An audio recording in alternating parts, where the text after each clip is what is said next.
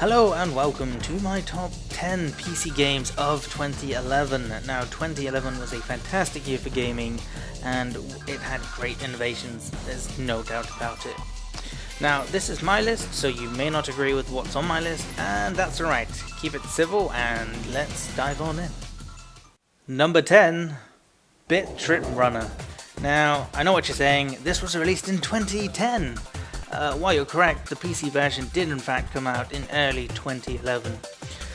Now, what I enjoy most about this game is the pure simplicity of it all. You start running on a track, so to speak, with your goal of finishing whilst not getting hit. You have to jump, duck, dodge and kick your way past all obstacles to victory. While the gameplay in itself is enjoyable, what I really find most appealing about this game is the music. You've been listening to it in the background and oh my god, is it amazing!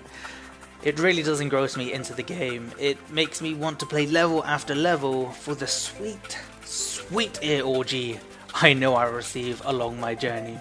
And for that reason, it gets my number 10. Number 9, Trackmania 2 Canyon. Wow, okay, so Trackmania is a time trial precision arcade racer, where the emphasis is more on honing your skills. Sure, you could do ridiculous jump stunts and other over-the-top challenges, but for me the appeal is with the racetracks. You can always do better, you can always shave off that 0.1 of a second, and it's always bringing me back. And let's not forget the kick-ass multiplayer. Over 100 racers gunning for pole position. Yes please. There's not really much anything else to say. It's got tight controls, it's fantastic fun, there's huge replayability, and the online is freaking awesome, and that's why it gets my number 9. Number 8, Dragon Age 2. Boy oh boy, did this game get some bad reviews from press and fans alike. The biggest problem people had with the game was the lack of the world. You know, which I can sort of agree with. The play area you have isn't all that large, and you can only quick travel to areas. You can't just wander around the world and come to discover areas like in Skyrim, for example. But despite the lack of a huge world, I certainly did feel that there was a whole bunch to do. I spent 12 hours on the main story and another 12 hours on the side quests. What really made me go, oh shit, this is epic, was the endgame. I absolutely adore in-game choices. Sure, there are the normal I'll help you or I won't help you choices, but I really did feel that Dragon Age made a huge effort with player choice. When the endgame happened, the options that I picked throughout the entire game were popping up all over the place. There was a huge bloodbath, betrayals and genuine shock and awe.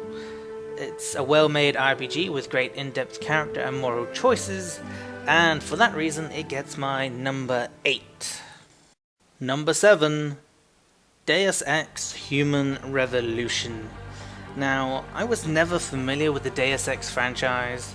I mean, sure, I heard great things about the first, but I never really looked too much into it, so I was quite skeptical going into Human Revolution as I never played the original. Thankfully, however, it turned out to be one of the most enjoyable FPS RPGs I have played to date. The story, which was about revolution, came across great. I was highly engrossed, not just into the world story, but also Adam Jensen's personal story. It really did make for a roller coaster ride that was enjoyable from start to finish.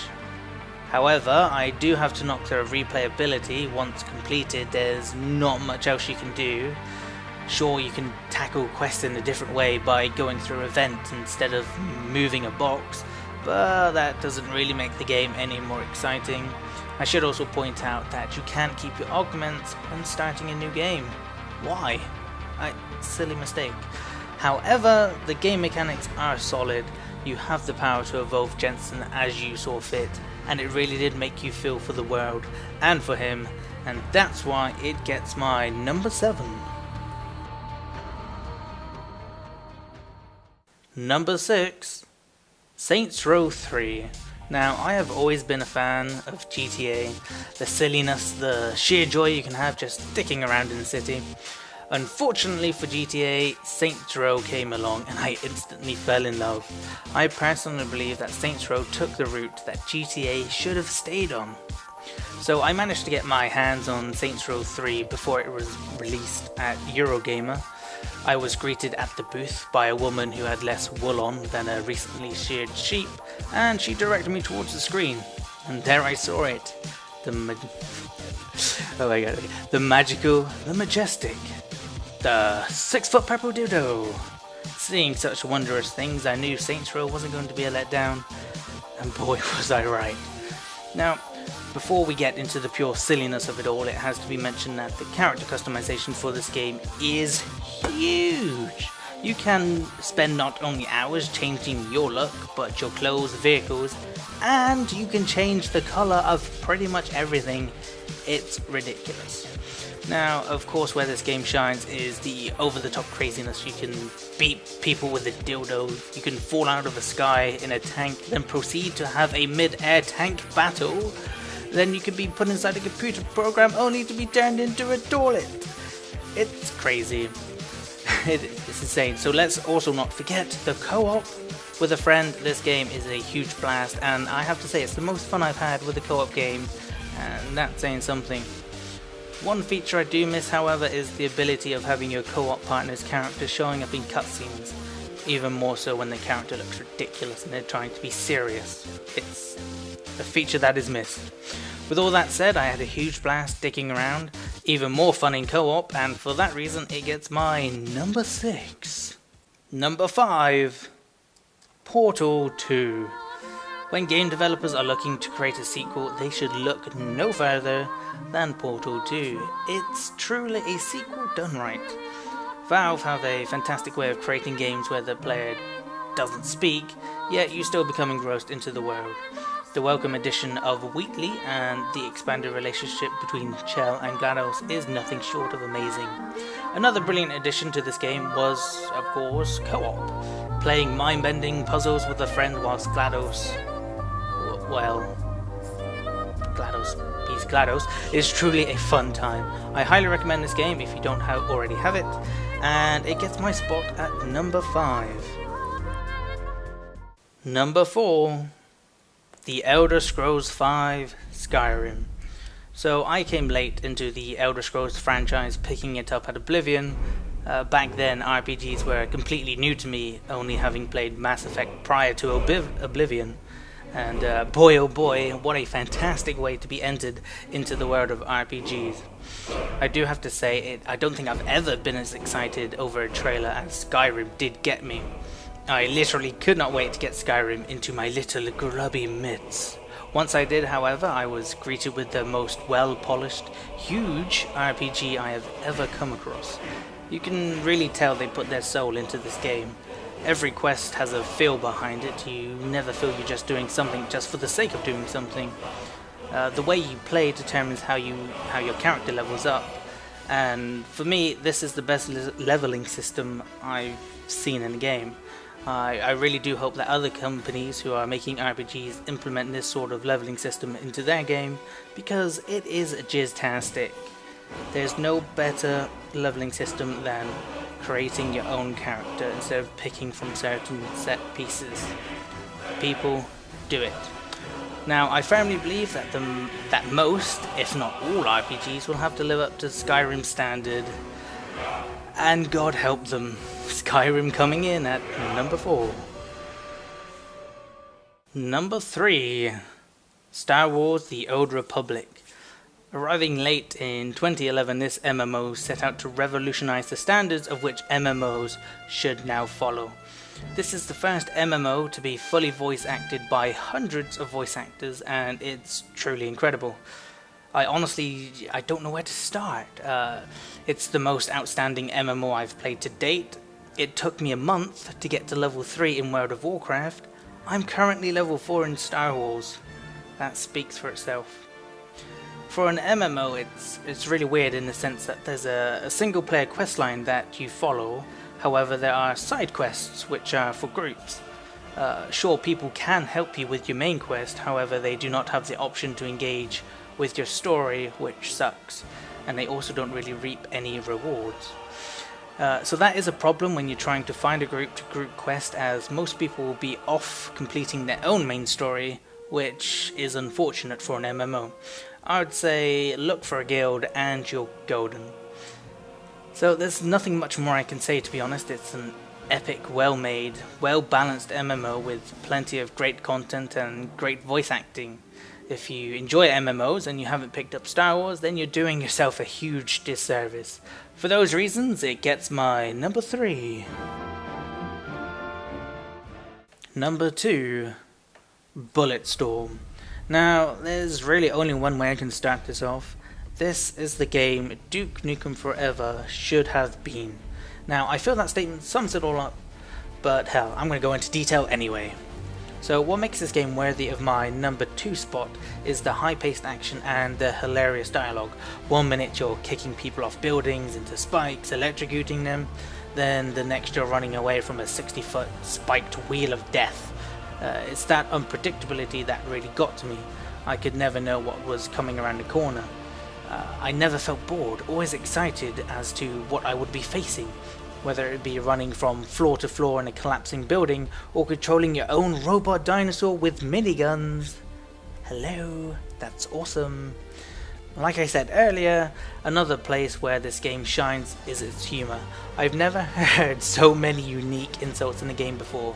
Ass maggot, I'll kill your dicks, some baked asshole, fungal rimjob. Who the hell thinks up these? So not only does Bulletstorm offer high-paced action, hilarious humour, tight controls, it offers one of the most beautiful looking games of 2011. It's not as nice as the upcoming number 1, but it's pretty damn pretty. With all that said, I hope they really do make a sequel, because I would jizz my pants for a sequel. Make a sequel, please. Make a sequel. But for now, it gets my number 2 spot. Well, here it is, the game that impressed me more than any other game in 2011. This game now has a spot on my top 10 personal games, favourite games of all times. So it's now time to reveal number 1. The Witcher 2 Assassins of Kings. Now, what makes this game worthy of the number 1 spot isn't just the game, it's also the company's fan response, and I will get into detail with that a little later on, but for now we're going to focus on the game. So The Witcher 2 has to be the most in-depth RPG I have ever played. I was completely overwhelmed with the amount of options and skills I was presented with. There's no detail that's overlooked. You honestly do have to play this game to appreciate the sheer amount of detail within. Another strong point The Witcher has is its in-game choices. As you should know, I absolutely adore in-game choices that affect the story, and I'm happy to say that this game delivers, and it delivers strong. Another strong point this game has is the voice acting, with the in-game choices, the immersive voice acting, and the gorgeous graphics. You really do feel like you're drawn into the world. I'd also like to point out that this is the one true game I've felt that's rated adult only, that actually treats you like an adult. You're greeted with full female nudity, prostitution, and they're not afraid to use harsh language. You'll often hear men calling women whores, and they're certainly not afraid to call you a cunt. And it makes sense, because that's what the time set is in The Witcher 2. That's what happened in those times, and it does a great job of immersing yourself into that world, and I give them huge props for not shying away, for not censoring themselves, for making a true adult rated game really feel like an adult game. Now, like I said when I was talking with Bulletstorm, The Witcher 2 is the most graphically gorgeous game around. It easily triumphs Crysis 2. I was completely blown away on how fantastic it looks. I even upgraded my computer when the thing came out, just so I could experience it in all its glory.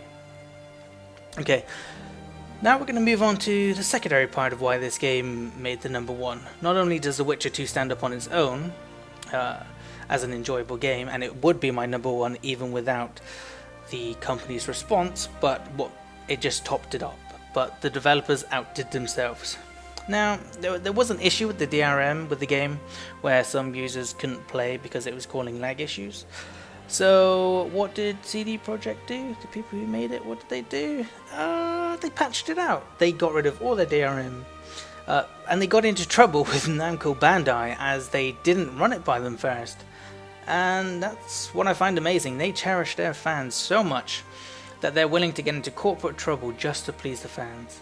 Now, as a consumer, I'm blown away by their dedication. They now have a long-term supporter of all their works. They're a joy of a company, and I'm 100% willing to support them throughout all their endeavors. So when you have a company that cares so much, and you have the best RPG experience of a game to date, they deserve nothing less than my #1 spot. And there we have it, my favorite games of 2011. Do you agree with me? Do you disagree? I don't know. I think I've got a pretty solid list. I'm looking forward to this year's games, more specifically Mass Effect 3. I'm interested to see how that turns out. But for now, thank you for watching. Thanks for an awesome year. And now we move on to 2012 with our heads strong and our asses sore.